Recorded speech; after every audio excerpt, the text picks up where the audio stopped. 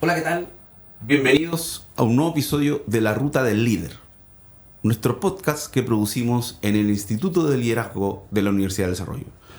Hoy día estuvimos con Vesna Mandakovic, mujer líder en el área de emprendimiento y experta que ha sido convocada a diversas comisiones tanto del mundo público como privado. Vesna, además, es experta en el área de la innovación, productividad y la economía.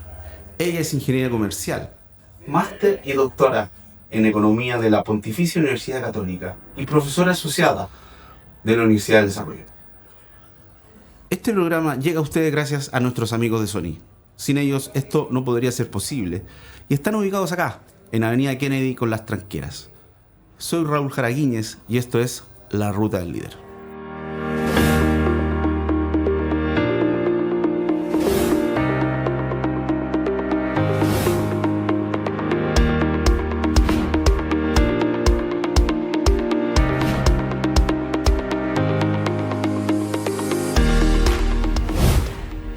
Hola, Vesna, ¿cómo estás? Muy bien, gracias. Qué bueno. Bienvenida a nuestro podcast La Ruta del Líder, el Instituto de Liderazgo de la Universidad del Desarrollo. Para nosotros es de verdad un honor poder contar contigo aquí hoy día. Sabremos de tu trayectoria, sobre todo en el área de la economía y el emprendimiento, pero hoy día quería conversar contigo con algo que probablemente ha estado vinculado a ti siempre, que es el liderazgo y la forma en cómo tú te has ido instalando en distintos ámbitos y áreas. Por eso, lo primero que quería preguntarte y que tratamos de hacer en este podcast es ¿cómo fueron tus orígenes?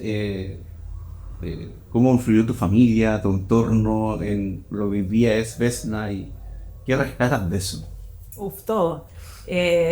Donde se crió y quienes te dieron más cariño al final. Yo creo que esa es como la semilla más importante. Yo nací en Concepción. Mis papás no eran originalmente de Concepción, más venían los dos de Santiago y fueron por trabajo, se fueron a trabajar a Concepción y ahí formaron familia. Mi papá tocó piano, mi mamá santiaguina, y yo creo que eso fue una cosa importante, fíjate, porque ellos formaron familia los dos solos. ¿Ah? O sea, tenían a sus papás en Santiago, a sus mamás, pero vivían solos en Concepción. Sin redes. Sin redes. Y había una tía, unos tíos que estaban ahí, que eran como, esa fue como la familia de los fines de semana para nosotros en las Navidades, pero fue una familia que se forjó como los dos juntos, muy unidos. Son un equipo tremendo, criaron a 4 personas. Yo creo que lo admiro a mi hermano, o sea, la verdad, y soy la mayor. Y ¿La mayor de 4, somos 4. Tenemos esta la familia para nosotros un núcleo fundamental. ¿Ah? Siempre trabajaron como equipo, por lo tanto mi mamá siempre trabajó, mi papá también, entonces eran un equipo que se coordinaba muy bien. Que tú si querías ir a negociar con uno para que te diera permiso, bien mal, porque si le decías algo a mi mamá inmediatamente iba y hablaba, o sea, sabían siempre, ¿sabes? Que no había esto como que no le cuentes al papá, imposible, no le cuentes a la mamá tampoco. Y esta como identidad que teníamos los Mandakovic Pizarro es muy fuerte. Ellos armaron sus lazos en Concepción, viajaban mucho a Santiago. En febrero, todos los febreros era un mes de vacaciones, que mi mamá siempre negociaba un mes de vacaciones y mi papá también, y nos íbamos al norte, nos íbamos a Cobija, que queda cerca de Tocopilla, el norte de Unito, y nos juntábamos con los Mandakovic allá y vivíamos sin electricidad, jugando. O sea, la verdad, mi vida familiar fue muy bonita. Yo cuando la gente habla de su infancia y de problemas en la infancia, yo tuve un lugar muy cariñoso. Estricto también, sentido de responsabilidad. Yo veía papás que trabajaban muy comprometidos siempre. Entonces ese rol de ser responsable, de escuchar, de entender el otro, nunca supe por quién votaba mi papá. Mi papá sí. Mi papá me llevaba a misa y él no comulgaba. Nunca le pregunté por qué. Éramos muy respetuosos de cada uno, se conversaba todo en la casa. Pero el voto era secreto, como que crearon se daba esto de que tú podías tener tu propia identidad y tomar tus decisiones en libertad también, que yo creo que era importante. O sea, veo equipo, ellos como Un núcleo de familia es lo más importante para mí. la libertad de poder crear una propia forma de entender y ver las cosas, una infancia sencilla pero feliz. Así es. Así que... Y muy, la educación para mi papá era muy importante, era como, siempre me dice, el principal legado que le podemos dejar a ustedes. Entonces, el tema de un colegio que hablaran en inglés, que aprendiéramos esta visión del mundo. Mi papá viajaba harto por el trabajo y que Chile era muy lejos y era muy chico y que habían otras realidades, familias inmigrantes también. Entonces, este tema de la educación era muy importante y del trabajo. Yo creo que el tema del trabajo, se comprometes con algo, hacerlo y entrenarte a hacer bien las cosas. Ese es un poco el mensaje, ¿no? Es propio de una generación de quizá de nuestros padres, porque en mi caso recuerdo perfecto eso de tu herencia en la educación. Claro. Y él juega, no te vamos a dar esto, pero tú juegas ahí en adelante. Pero de ahí para adelante es tu camino. Así es. Bueno, averigüé también que ambos somos de Concepción, penquistas, y te quería preguntar cómo fue ya ahora tú, tanto Edna como con tu familia, el traspaso de Concepción a Santiago, y también como que, ¿qué te dejó y qué recuerdos de Concepción? Sí, a mí Concepción, yo me crié en Concepción. Colegio, muy buenos amigos. La universidad también la hice, la Universidad de Desarrollo en Concepción. Pero el tránsito a Santiago para mí fue muy natural. Yo tenía todas mis primas acá, tenía mis abuelas que vivían en Santiago, yo venía todas mis vacaciones de invierno a Santiago. Entonces, para mí era como una forma también de crecer, venirme a vivir a Santiago, pero también era mi casa. O sea, yo a Santiago no me perdía, sabía hablar, como van a ser ritmos, veníamos de vacaciones solas a Santiago, nos mandaban en la DECO y nos mandaban con unos cartelitos y nos iban a buscar después del aeropuerto, viajábamos solas, chiquititas, a la casa de mi abuela y veníamos a Santiago y nos íbamos a los 2 Caracoles, ahí en Providencia, íbamos a, no sé, a Almacenes Países en esa época y había una escalera mecánica. Y subíamos, bajábamos, era como la entretención, era como, porque veníamos de Concepción, entonces como que la cercanía con Santiago vino durante toda mi vida, pero Concepción para mí era, yo lo encontraba muy bonito. Hay gente que dice Concepción era muy bonito, para mí tengo muy buenas amistades y después ya con el tiempo, yo creo que cuando yo veía que me estaba perdiendo cosas de la gente que estaba allá, que matrimonios que de repente no podía ir, o actividades de mis compañeros, yo decía, pucha, qué pena no poder estar, o ver ahora que mis amigas tienen a sus hijos en el mismo colegio donde yo fui, y que a mí me gustaría también hacer ese tipo de cosas. Uno la extraña, pero ahora igual trabajar en la Universidad de Desarrollo, al principio voy a dejar harto Concepción, ya no tengo casa ya, me quedo en hoteles o voy a visitar a mis amigos, pero la verdad para mí Concepción fue un lugar que tengo muy buenos recuerdos, y donde, como te digo, hacíamos esta vida muy, muy familiar, y el lugar era especial para eso. Yo en Concepción, la lluvia, el frío, ayuda a esto, a unirte mucho como familia. Sí. Llegando ya un poco más a la vena profesional, me gustaría saber cuál fue el momento que tú recuerdes, un momento clave o instancia hecho, que te empezó a ligar ya de lleno al mundo del cual hoy día eres una referente, que es el emprendimiento, la innovación, la economía. Sí, mira, es simpático esto porque yo, la verdad, la economía siempre me gustó. El colegio tenía un curso de economía y tuve que hacer un trabajo, y entonces mi papá me pasaron una caja con algunos trabajos míos, cosas mías que estaban en la casa. Y había un trabajo que hice a unos exámenes internacionales que damos, y mi trabajo era el mercado laboral, las diferencias salariales entre hombres y mujeres.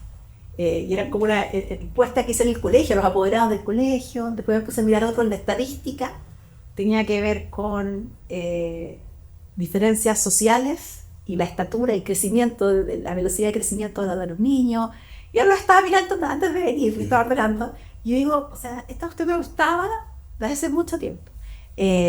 Ahora, el salto fue, y estudié una escuela de negocios, siempre ayudante de economía, me entretenía, pero efectivamente yo creo que la economía es muy cercana a las personas, o sea, y la vida cotidianamente. Y la innovación y el emprendimiento, yo creo que son una forma en la que los países crecen. Y efectivamente creo que a través del crecimiento de las personas, del crecimiento de los países, las personas también pueden crecer. Entonces es como cuando uno, el tema de la macroeconomía, que uno ve cierto crecimiento, empleo y todo, uno va bajando y al final llegas a las empresas, al final llegan a las personas y imagínense quienes crean estas empresas.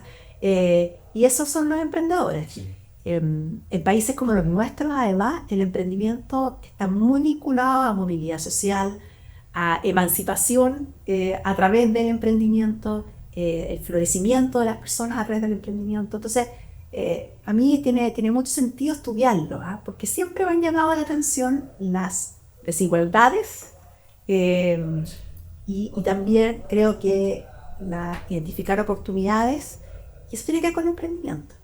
Como tú identificas, yo creo que los talentos se distribuyen de manera aleatoria, y este tema de hombres, mujeres, de regiones, de Santiago, más ingresos, menos ingresos, los talentos se distribuyen de manera aleatoria. Y por lo tanto, ¿cómo descubres este talento? ¿Cómo explotas este talento? ¿Cómo descubres oportunidades y las aprovechas y por lo tanto creas valor? Que eso es innovar. Es algo que a mí me mueve mucho. Yo creo que entender esos fenómenos son interesantes. Y me tocó justo en la época en que estaba el boom, ¿cierto? Cuando hice mi tesis de pregrado, fíjate, de la nueva economía, porque había internet, había tecnología, cómo iba a cambiar el mundo. Y ahí empezó el boom de las .com y se empieza a vincular un poco a esos temas. Así que, y qué revolucionado ha sido. Hoy día estamos... Cambios son exponenciales. O sea, y también date cuenta que el emprendimiento tiene cosas buenas, tiene cosas malas. Y eso ha sido bonito, ha sido un bonito camino, por lo menos para mí.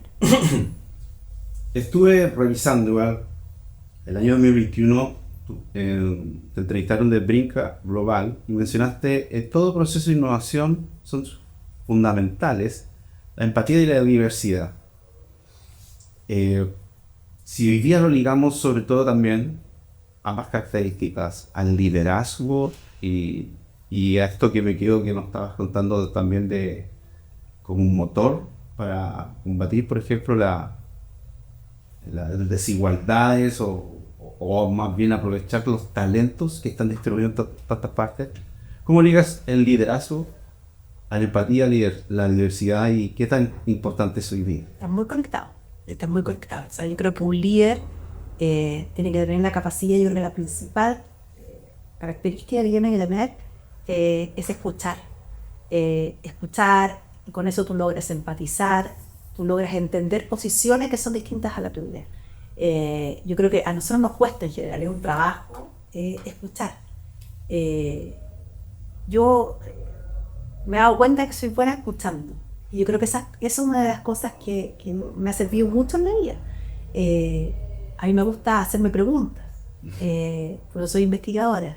Y un líder necesita escuchar, empatizar para generar confianza. Al final, escuchar yo creo que es una inversión.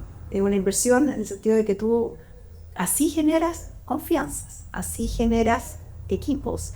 Esto de hablar y no escuchar, no vas a avanzar nunca. Es una cosa de ego, creo que es algo que hay que trabajar, no es fácil. Pero yo creo que es una tremenda, y eso es importante. Y también creo, por eso la empatía está ligada a eso, empatizar y poder ponerte en el lugar de otro, para poder avanzar. Pero mucho del diálogo, para poder avanzar, entender lo que piensa el otro, podemos pensar totalmente distinto.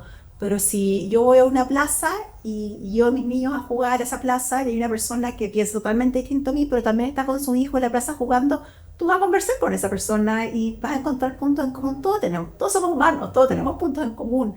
Y partir de ahí construyendo, yo creo que uno avanza. Entonces, liderar con todos los sentidos, desde el punto de vista político, en las universidades, en los colegios. Yo creo que esa habilidad es importante. Y lo otro, que es empatía, el tema es la diversidad. Porque como lo decíamos, los talentos están distribuidos de manera aleatoria y por lo tanto hay que aprovechar esa diversidad, entender la diversidad. Y también eso tiene que ver con las diferentes ideas que uno puede avanzar. Cuando uno quiere innovar, tiene que crear algo que genera valor, pero tienes que entender el problema que estás solucionando, la necesidad que estás solucionando con esa innovación que estás creando. Tú no puedes innovar o crear algo, crear valor, siendo que tú vas a ser el único que va a comprar ese producto o estás teniendo una necesidad que es propia. Tú necesitas entender qué necesita ese consumidor, tú necesitas entender qué está pasando en la sociedad, los grandes cambios que hay, y por lo tanto, ¿cómo lo haces? Entendiendo al otro, mirando a gente que es distinta a ti. Si vas a dar gente que igual a mí no debe aprender nunca nada, todos pensamos igual. Ese problema no es algo ahí como yo encuentro a veces, entre todos uno se escucha lo mismo y dice, oye, pero todos creen lo mismo que yo. No es así. No. Entonces eso hace que vayas polarizándote, que te vayas a extremos. Yo creo que falta un poco eso. Entonces, igual es importante también en esto sobre todo de la escucha activa, la diversidad, el rodearse a veces de gente que es más inteligente que uno. Siento que hoy día una de las tendencias mayores y que nosotros en la universidad también lo inculcamos mucho, la interdisciplina, que va ligada a la diversidad y de poder co-crear con distintas miradas proyectos, programas. Pero hay que tenerle miedo a juntarse o reunir gente que a veces es más inteligente y brillante que uno, sobre todo en cosas que a veces uno no tiene por qué dominarlo todo. Yo creo que habla súper bien de las personas poder juntarte con gente que uno cree que es más inteligente. Yo no creo que alguien sea mucho más inteligente que otro, porque hay distintas dimensiones de la inteligencia, ¿cierto? Pero uno reconoce. Y esto me lo decían mucho en mi casa, no me acuerdo ya si mi abuela, mi papá. Pero para mí, si yo no admiro a la persona con la que estás, con la que estoy, yo no. Y para mí siempre tengo que admirar a la persona con la que estoy, a mi pareja. Yo admiro a mi pareja intelectualmente también, es un desafío, ¿cierto? Los desafíos, es abogado, entonces un desafío, pero es un desafío, yo admiro intelectualmente. Si tengo un jefe que no admiro intelectualmente, es desmotivante. Entonces yo creo que siempre uno tiene que estar ahora. Si hay alguien que es menos inteligente que tú, no tiene menos valor. No. Pero pensando en la inteligencia, como tú me estás planteando, sí, efectivamente hay que rodearse de gente que te desafíe, si no, no aprendes nunca. Uno puede ser líder en un espacio acotado, sales y no eres nadie. O sea, pero esa visión global, cuando uno va a presentar una conferencia afuera, y eres uno más de un montón, y uno dice, chuta, y está este gurú, y uno lo escucha, o sea, que ya hablas con esa persona, quiere hablar contigo, quiere contarte cosas, yo creo que es algo que tiene mucho valor. Entonces yo admiro la inteligencia y yo creo que hay que rodearse de gente que te desafía, si no, fome. Qué clave. Sí. Pero qué clave eso de tener la oportunidad de, bueno, obviamente de este entorno más cercano que influye mucho en las personas, de admirar la jefatura, de sentir que eso te motiva más, porque aprendes. Pero también de rodearse de equipos cuando te toca liderar que te sepan decir que no, o sabes que este no es el camino, o lo veo de esta forma, finalmente enriquece mucho más. Hoy día en el país estamos viviendo momentos de empleo complejos. Estuve revisando y te vi desde 2017 y 18 en adelante siendo una vocera, una voz autorizada en términos del empleo femenino, del liderazgo de las mujeres, cómo se pueden proyectar la capacidad que tiene una mujer también de liderar, llevándolo a hoy, que lamentablemente ha aumentado el desempleo y así también mucho más en mujeres. ¿Cómo ves eso? ¿Cómo se puede revertir esta situación? Sobre todo también quedándome con una cuña que dijiste que me quedó dando vuelta y que creo firmemente que tienes razón cuando se habla de que finalmente cuando una mujer trabaja o emprende, existe como por dos la movilidad social. Está la del empoderamiento del trabajo, ¿no? O sea, el emprendimiento es una de las formas de trabajo.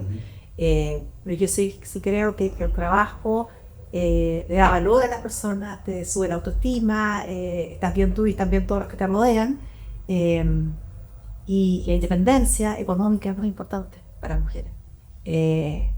Y esto es en las mujeres, y también el trabajo significa también a personas mayores, una herramienta de integración para migrantes. O sea, yo de verdad creo que a través del trabajo uno puede lograr mucho, ¿cierto? Dignifica. Dignifica muchísimo. Te sientes capaz, te sientes valorado. Pero ahora tenemos en Chile el tema es, ¿cierto?, de una alta tasa de desempleo, y la primera, cuando haya tasa de desempleo, las que más bajas siempre son las mujeres. La que sale del mercado laboral más rápido es la mujer. Y eso tiene que ver con también el tema del rol de la mujer como cuidadora. Y cuidadora no solo de niños, sino también tú dices, bueno, ahora están naciendo menos niños. Sí, pero también tenemos que cuidar a nuestros papás, tenemos que cuidar a las personas mayores. Sí. El rol de cuidador no lo pierde nunca. Y es algo muy cultural. Y tomando en cuenta, ¿no?, que Chile va a ser más... Está envejeciendo, definitivamente se está envejeciendo. Entonces el rol de cuidador es algo que es muy intrínseco a las mujeres. Y el tema de, o sea, hay que compartir roles. Y yo, como te contaba, yo cuando era chica, mi mamá se vino a estudiar a Santiago y yo me quedé con mi papá. Y viajábamos. Mi papá todos los días estaba a las 6 de la tarde comiendo al que llegara. Yo siempre viajaba mi papá, mi mamá estaba, viajaba mi papá estaba. Para mí nunca fue un tema. Viviste una corresponsabilidad. Sí, viví una corresponsabilidad. Mi papá muy orgulloso de mi mamá cuando ella ganaba un premio, qué sé yo. Siempre lo vi. Vi a mis dos abuelas, se quedaron vivas jóvenes, una más que la otra, una tenía 8 hijos. Me han muerto mi abuelo de 50 y algo, y la otra se quedó viva con un niño de 10, de 5 y uno que estaba por nacer. Entonces, son mujeres que salieron adelante, que siempre me decían, tú siempre tienes que ser independiente. Uno veía esto y yo veo que ese modelo no está en todas las familias de Chile. Y yo tuve el privilegio de haberlo tenido, la verdad, y por eso en mi vida familiar es así también. La pudiste aplicar de manera más fácil. La pude aplicar de manera más fácil, y siento que no debiese ser para ni mis hijas ni para mis alumnas algo que te frene. Y de hecho, les digo, tienen que buscar de manera inteligente también a sus maridos, a sus parejas, que va a ser toda la vida, porque tienen que crear este equipo juntos. Y de repente en el equipo uno va a estar trabajando más, otro va a estar trabajando menos, realmente, pero es una cosa que hay que compartir. Eso por un lado. Yo creo que las mujeres tienen alta tasa, de hecho creo, las mujeres tienen alta tasa de escolaridad, las mujeres van a la universidad también, más que los hombres a veces, les va mejor que a los hombres en la universidad. Sí. Y después el mercado laboral como que desaparecen, o se invisibilizan un poco. Entonces, yo creo que es un tremendo desafío, y no es solo de Chile, es mundial. O sea, y este rol como de cuidadora que tenemos en la mujer, yo asocio mucho a eso. Y el mundo de los negocios en Chile es bien masculino. El mundo de los economistas en Chile es bien masculino.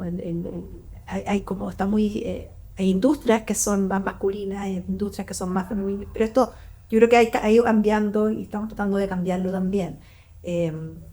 Pero estas mujeres jefas de hogar, el emprendimiento para ellas es una herramienta de movilidad, es una forma en que también ellas trabajan en comunidad, cuidar a los niños de las otras mujeres que salen a trabajar, que tienen un negocio ahí, y los niños van llegando a su casa para recibir un trabajo que tenemos. Empezamos a ver ese tipo de comportamientos que íbamos a ver, y otras cosas. Y empezamos a ver el rol de esta mujer emprendedora en zonas urbanas, donde las mamás salen a trabajar y se demora 1 hora y tanto en llegar a su casa si no vas. Entonces, ¿qué hacemos con estos niños? ¿Están solos? No llegan a recibir. El rol que tienen es las comunidades, las mujeres que son emprendedoras. Entonces, yo efectivamente creo que las mujeres debiesen decidir qué quieren hacer libremente, y eso no necesariamente pasa. Sí. Pero vamos avanzando, sí. Creo que vamos avanzando. Pero ¿cómo hacer rol de cuidador? Y cómo podríamos también, como desde el mundo de las políticas públicas, que las personas mayores están negando mejores condiciones? Entonces, ¿cómo logramos un envejecimiento más saludable? cómo logramos también que el tema de los cuidados, el tema de cuidados paliativos también, todo ese mundo de una sociedad que está envejeciendo, tenemos que empezar a preocuparnos mucho más, porque es caro. Precisamente, Y debe ser algo que precisamos todos tener. Sí. yo creo que hoy día, además, justo se están debatiendo políticas públicas que van quizás justamente no en relación con los dos públicos objetivos que estamos conversando. Primero los adultos mayores y los niños, porque finalmente a la hora que tú te preocupas de la primera infancia y las posibilidades, cuidados, directamente estás liberando de tiempo también a esa mujer que tenía que estar pendiente y... Así es. O sea, la universal ya llevamos cuánto, la pregunta es cómo se pide, o sea, pero ¿cuánto tiempo? Y es tan necesario. Muy necesario. Sí. Respecto ya al liderazgo tuyo de experiencia, las cosas que te ha tocado esta... De vieja ya soy. No, trayectoria y experiencia. ¿Cuál es el equipo que más recuerdas que te haya tocado liderar? Y en base a eso mismo después, ¿qué es lo que hoy día buscas cuando te toca liderar un grupo de personas? ¿O cuál sería el ideal? Yo tengo actualmente un equipo. La investigación es un poco distinto. Uno elige a sus coautores. Y yo tengo la fortuna de trabajar con amigos. ¿Qué es lo que busco? Claro, efectivamente, yo busco a esta altura de mi vida pasarlo bien en lo que hago, disfrutar en lo que hago, porque le dedico mucho tiempo, mi trabajo es importante. Y el costo de oportunidad mío es alto, porque tengo una hija de 19, una hija de 15, un niño de 10 que cumple 11 el sábado. Y escucha, a mí es alto el costo de oportunidad. Tengo un marido que quiero mucho, que me gusta estar más tiempo con él. Tengo a mis papás. Entonces, yo si trabajo, lo hago porque te apasiona. Sí, bueno, lo necesito, pero también si lo hago, tengo la opción de elegir con quién. Y por eso el equipo que tengo es dos muy buenos amigos. Yo trabajo con Mauricio Pablaza, un equipo ahora que tenemos un fondo grande, y con Carlos Poblete. Hay hartos más que trabajan ahí, pero ellos dos trabajamos juntos, escribimos juntos. Néstor Moró en México. Tengo un equipo de investigación que para mí son mis amigos, lo paso bien trabajando con ellos. Y claro, se ríen, me dicen, este fondo que tenemos, está Cristian Larroulet también, y me dicen, bueno, tú eres la jefa, sí, soy la jefa, entonces soy la que los tiene que de repente, ya, ¿dónde están? Qué sé yo, y llegaron, apretaron, qué sé yo. Pero funciona muy bien, y eso ha sido súper productivo en términos de que hemos sacado buenas publicaciones, estamos sacando cosas que tienen impacto, me tiene muy motivada ese proyecto. Y ojo que el mundo de la investigación es un mundo durísimo, a veces solitario. Así es. Entonces, por eso te digo que si me preguntas qué equipo me ha tocado liderar, yo todo el equipo en general genero buenos vínculos, pero con este equipo ahora me siento cómoda y quiero proyectar este equipo y postular a más fondo y hacer más cosas juntos, es un bonito equipo que tengo. Sí, estoy muy contenta. Y respecto a algo similar, ¿cuál ha sido hasta ahora el mayor desafío profesional que te ha tocado? Yo creo que ahora, o sea, en general me estoy enfrentando siempre, yo he trabajado, tuvieron un premio por los años de trabajo en los conocimientos, por los años de trabajo en la universidad. Y claro, estoy dentro de la universidad, pero me he movido en distintas funciones distintas. Y una que era bien distinta era el GEM, que era el Instituto de Emprendimiento, pero en particular ese proyecto. GEM Chile. Y GEM Chile, que medía actividad emprendedora y tenía mucho de vincularte con equipos regionales. También el tema de Screen Report, y sí, tenía también chiquitito, pero también hacíamos todo con mucho cariño. Ese fue un desafío bonito, había mucha prensa que me costaba un poco, era mucha visibilidad y yo como investigadora me gustaba estar un poquito más detrás de mi computador, me hizo salir de mi zona de confort. Fue un poco empujada la decisión, pero yo creo que fue entretenido, fue desafiante y fue entretenido y me abrió puertas, fíjate, muchas puertas. Esas cosas que uno cree que no van a pasar, pasaron por ese proyecto, sí. Que sí, en la universidad todo. ¿Y quién fue tu primer referente de líder, como líder? Si tuvieras que recordar a alguien que sentiste que fue alguien que te traspasó como esta persona es mi líder? Bueno, mi mamá. O sea, mi mamá es una persona que es... me vuelvo a pisar los tiempos. Mi mamá es una líder así, pero y enseña de esto y sabe mucho y sí, o sea, tengo una mamá impresionante. O sea, Conductora de podcast también. también tiene su podcast, no va a ganar, pero bueno, no, pero mi mamá, la verdad, es súper líder. Una mujer que empodera a otras mujeres, jugar, que no se queda callada ante las cosas que no le gustan. Muy cariñosa con toda su familia, con sus hermanos, con su mamá. O sea, una líder, ¿verdad? Fue la primera directora de un MBA. O sea, una mujer muy importante en mi vida. O sea, yo creo que ha marcado mucho en mi vida Más allá de ser propiamente tal mamá. mucho, o sea, mentora, todo. O sea, la verdad que sí, ¿no? Tengo una muy buena relación con mi mamá en ese sentido. Y una persona que no sé si sabe que yo la considero como tan una líder que me marcó fue una vez que me tocó entrevistar a la Vivian Blanlot. Ya, ex ministra. Ex-ministra de de defensa, ¿sí? esa, sí, de energía también creo que fue. Y era una actividad de la universidad. Estábamos en pandemia y me tocó entrevistarla. Primero, o sea, pusimos de acuerdo online y después fuimos y filmamos y grabamos esto. Y la verdad, encontré a la mujer impresionante, ¿verdad? O sea, con un sentido como social, bien marcado. Me dice, ¿dónde puedo efectivamente apoyar? ¿Dónde puedo ayudar? ¿Dónde puedo cambiar las cosas? En el sector público me costó, en el sector privado siento que lo puedo hacer mejor. Y eso me abrió un poco más la mente. Para mí trabajar sin impactar no tiene ningún sentido. Y ella mientras decía esto, yo decía, wow, y generamos una buena... Nos vemos porque nos cruzamos en actividades y todo, pero siento que es una mujer bien impactante, por lo menos a mí me impacta. Lo voy a decir, porque mira... Esta pregunta a mí me gusta mucho porque se la estamos haciendo a todos nuestros invitados. ¿Qué valores no estás dispuesta a negociar a la hora de estar ya siendo parte de un equipo o liderándolo propiamente tal? Y la honestidad. Y cuando perdés como la confianza en alguien porque te mintió o que sea, a mí es como es algo que no se recupera. No se recupera. Recuperar la confianza es algo muy difícil. Entonces, eso no. Y lo otro, está vinculada a eso, la honestidad, en definitiva. Hay veces que uno pierde oportunidades por no querer entrar en algunas cosas como dicen, esto a mí no me cuadra, y eso yo lo hago. A mí hay cosas que son bien de guasta de repente. Yo digo, esto a mí no me huele bien. Me invitan a participar en muchas cosas y no lo hago. Y de repente dice, pucha, me echan la oportunidad. Y yo digo, pero por...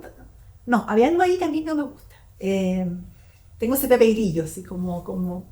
Y tiene que ver con eso, con ser honesto, con ser responsable, con el impacto efectivamente que estás generando con lo que haces. Y si la pregunta fuese al revés y te digo, este valor tiene que estar sí o sí a la hora de involucrarte de lleno con esta pasión que te mueve. Bien, me dijiste que la honestidad no se tranza, se pierde, pero al revés, ¿qué buscáis? Un ambiente efectivamente que me dé confianza, lo que hablábamos del respeto. Yo creo que tiene que ver mucho con el respeto. Y lo otro que a mí, la libertad de decir lo que quieres decir, de aceptar al otro, pensando siempre que lo que estás haciendo tiene un beneficio que va más allá que el que tú, porque el trabajo en rendimiento. O sea, para mí, si tú generas valor, está perfecto que te paguen por ese valor. Que la gente se haga rica por lo que genera valor, para mí, fantástico, funcionó. Pero siempre tiene que tener algo detrás, tiene que tener un impacto, tiene que tener buen trato con las personas con las que trabajas, tienes que respetar el lugar donde estás. No sé si te contestando tu pregunta, pero es algo que yo me tengo que sentir cómoda con respecto a eso. Sí, es que finalmente como un entorno seguro, donde puedas ser... De respeto. De respeto, escuchar. Ay, lo otro que me mata es la flojera.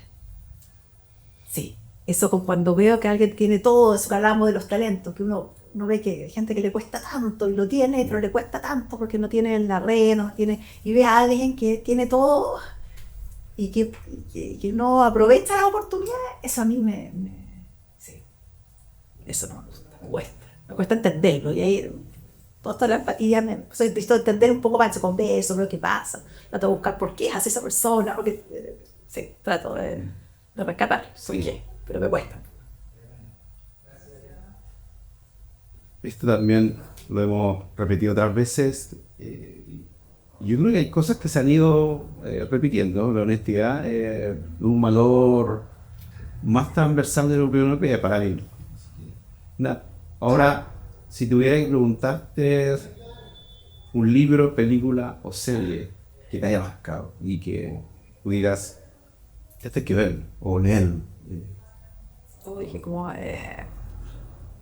Pueden ser dos, pero no, sí, yo somos buenos lectores. En la casa hay biblioteca y todo, nos gusta mucho leer. Pero a mí cuando chica, y yo creo que eso tiene que ver con mi tema, yo, hacer investigadora tiene que ser preguntona. Hacer directora de empresas tiene que ser preguntona también. Tienes que preguntar, tienes que cuestionar, tienes que no quedarte con la primera respuesta, siempre ir más allá. Yo soy así, soy una persona que siempre está...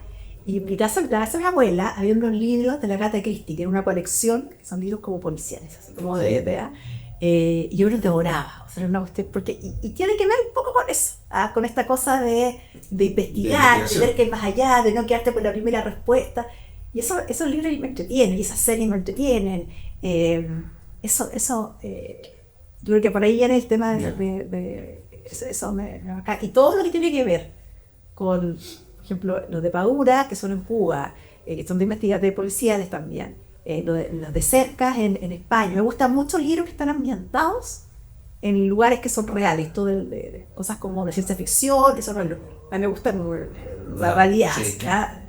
hacer la bajada igual, ¿no? Sí, ese me gusta. Yo creo que ya me lo has contestado en distintas preguntas que hemos hecho, pero sí, para redondearlo, ¿cuáles son las tres